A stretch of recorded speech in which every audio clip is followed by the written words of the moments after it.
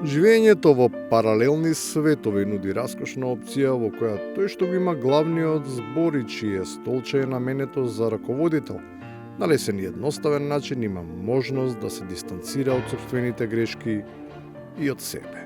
Скопјани, бидете спокојни, следува обнова на Скопје, од капитални до локални решенија, а ова раководство ќе остане запамтено во историјата како најнеспособното. Тој талент и умешност се користи на таков начин што не баре сите запораваат кој што застапувал и како придонесол за таков епилог.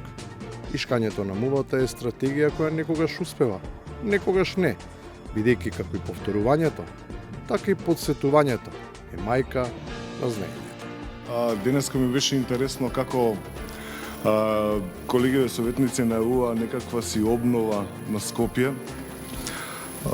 Истите тие советници не знам дали знаат дека и сегашната коалиција во овој мандат им се вика обнова во Скопје.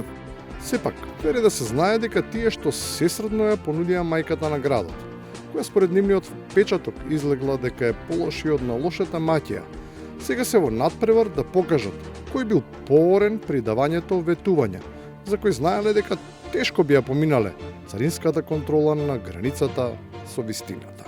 Ако веќе сме лажеле 2021-та, тој погласно од мене лажеше, бидејќи беше заедно со нас во коалицијата, така што памтете, не заборавајте дека и вие сте лажеле.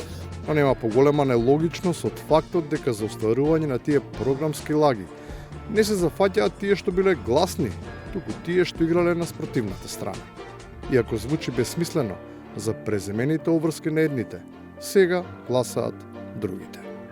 Абсурдноста е што за оваа точка, тоа поточно набавка на нови екоавтобуси, гласа советничката група на Левица и гласа советничката група на СДСМ, а не гласа советничката група на ДПМН, она која што ветуваше набавка на нови екоавтобуси. Сепак, добрата пропаганда која успешно го спинуваше лошиот избор и направи одличен трансфер на одговорноста е јасно видлива. Барем за тие кои што и покрај очилата имаат добар вид. Пишувањето на контрареплики и препраќањето на Вибер добро оди, ама читањето на тие контрареплики лошо оди, луѓе секоја чест. Мислам, ова пофално за тебе. Бидејќи ти им ги пишуваш репликите, а јас те гледам.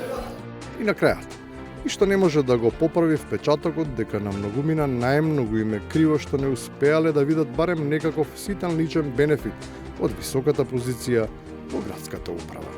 Се надам дека ќе го смирите темпераментот. Ќе дојде ден кога некој ќе провери зошто претседателот на Совет на град Скопје во 4 години нема ни едно службено патување, а зошто член на Совет кој што не е овластен од Совет го крстари светот на сметка на град Скопје.